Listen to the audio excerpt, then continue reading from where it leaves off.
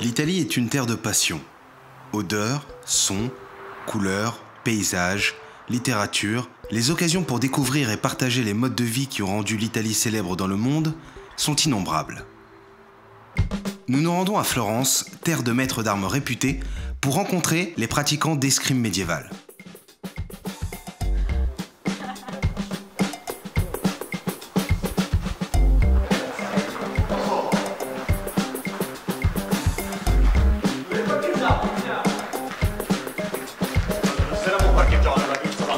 L'escrime médiévale fait partie des arts martiaux historiques européens. C'est pourquoi il s'inspire de documents bibliographiques, archéologiques, anciens et contemporains, traitant directement ou indirectement de cet art martial. Vous ne verrez pas de nos jours de véritables tenues de l'époque, mais plutôt des tenues réalisées par les élèves mélangeant des protections issues du hockey sur glace et parfois même issues de celles des forces de l'ordre.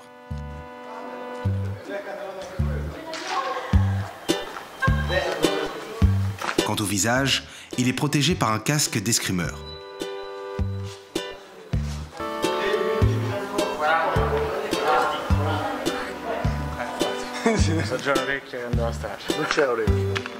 Voici la Bible des pratiquants de l'art martial historique européen. Ce livre date du Moyen Âge et il explique les différentes techniques de combat avec et sans armes.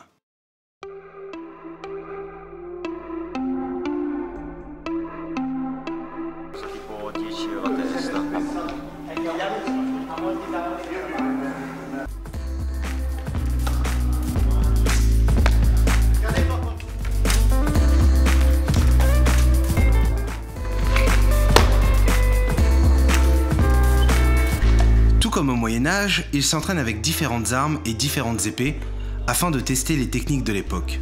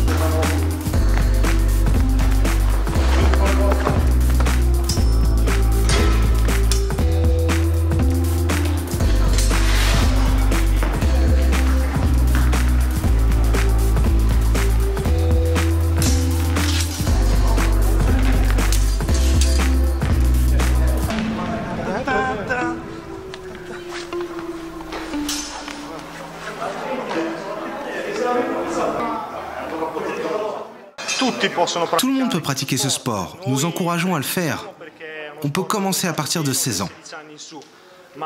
Nous avons aussi des cours pour les enfants et un public féminin. Aujourd'hui, elle n'est pas là, mais nous avons ici la championne italienne d'escrime, originaire d'Udine et étudiante à Florence. On a également un bon nombre de jeunes escrimeuses qui se battent avec nous sans aucune différence entre hommes et femmes.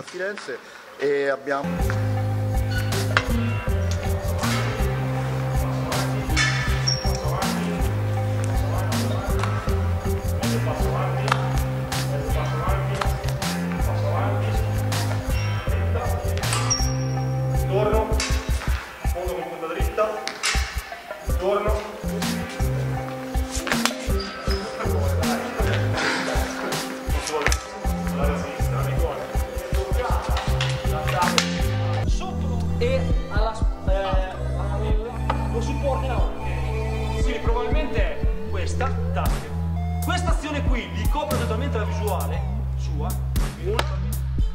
Tiro via, mi arriva alle gambe, copro. Ok, dopodiché fai un altro passo obliquo di cazzo.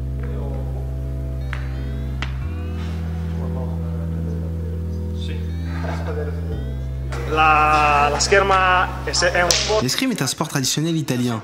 Dans ce domaine, l'Italie est parmi les pays les plus réputés.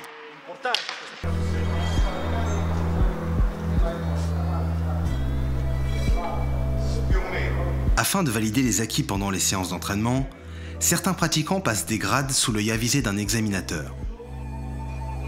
ce qui leur permettront d'obtenir la bague du clan d'escrimeur médiéval.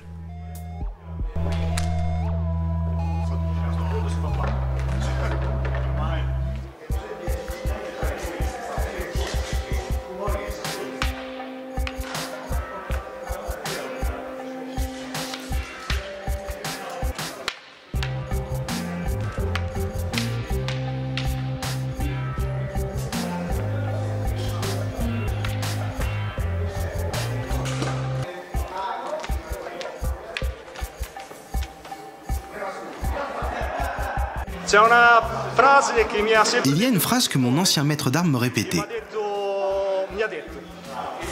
Peut-être que tout cela ne sert à rien dans la vie, car on est au XXIe siècle et les conflits et querelles dans la société se résolvent autrement. Mais si vous aimez ça, ça sera alors la plus belle chose que vous ferez dans votre vie.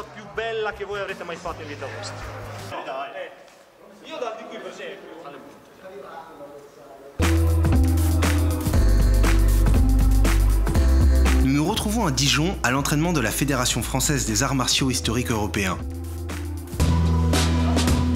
Après l'échauffement, ils vont s'entraîner aux différentes techniques de l'art martial historique européen qui comportent de nombreuses sortes de techniques à main nue, avec des bâtons et avec des épées.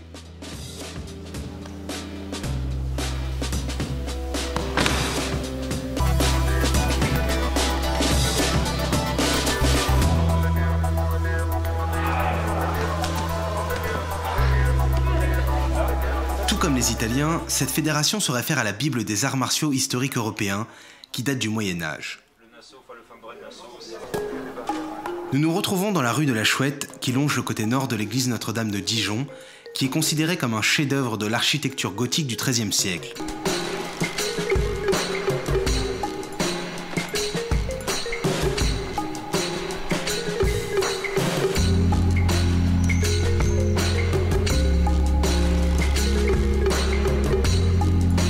C'est dans ce genre de décor naturel, en plein cœur de Dijon, que différents membres de l'association n'hésitent pas à faire des démonstrations d'arts martiaux historiques pour le plus grand plaisir des passants.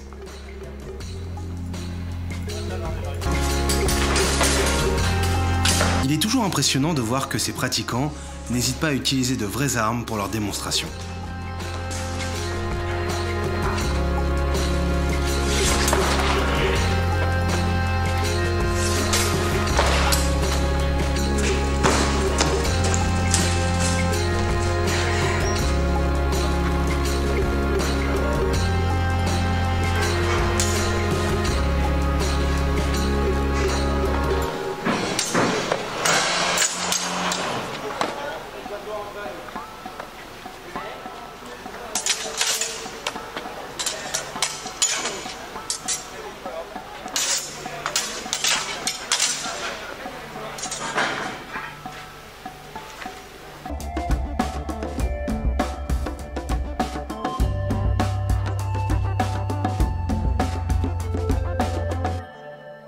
L'efficacité, c'est quand même ce qu'on cherche. En tout cas, si on va voir les maîtres d'armes de la Renaissance, du Moyen-Âge ou des époques plus récentes, l'époque moderne ou du 19e ou début du 20e siècle, c'est parce qu'on sait que ces gens-là avaient un savoir et un savoir-faire, transmettaient un savoir et un savoir-faire qui fonctionnait.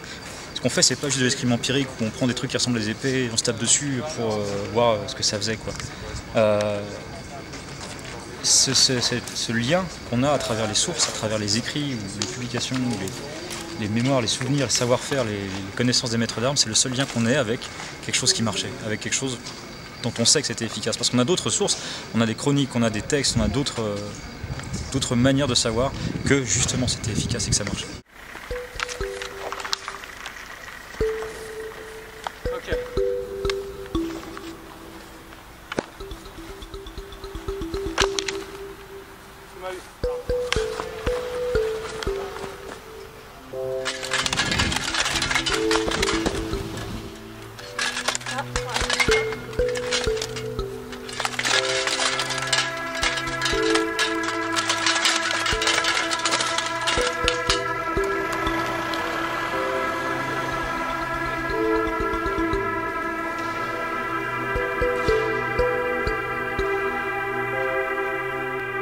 À cette époque, la religion chrétienne tient une place très importante dans la société.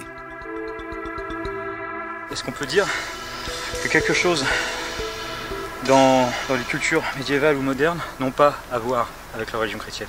C'est plus ou moins ce qui a défini, avec beaucoup de relativité, mais ce qui a défini l'Occident pendant au moins un millénaire et demi. Donc c'est dur de dire ça. Alors c'est vrai que les maîtres d'armes, ils écrivaient voilà, apprendre à aimer Dieu, à respecter les femmes, etc. etc. Voilà, il y avait le rituel religieux qui faisait partie. Par exemple pour les rituels de combat en champ de cour, les rituels de viol judiciaire, les choses comme ça. C'est les gens qui allaient à la messe.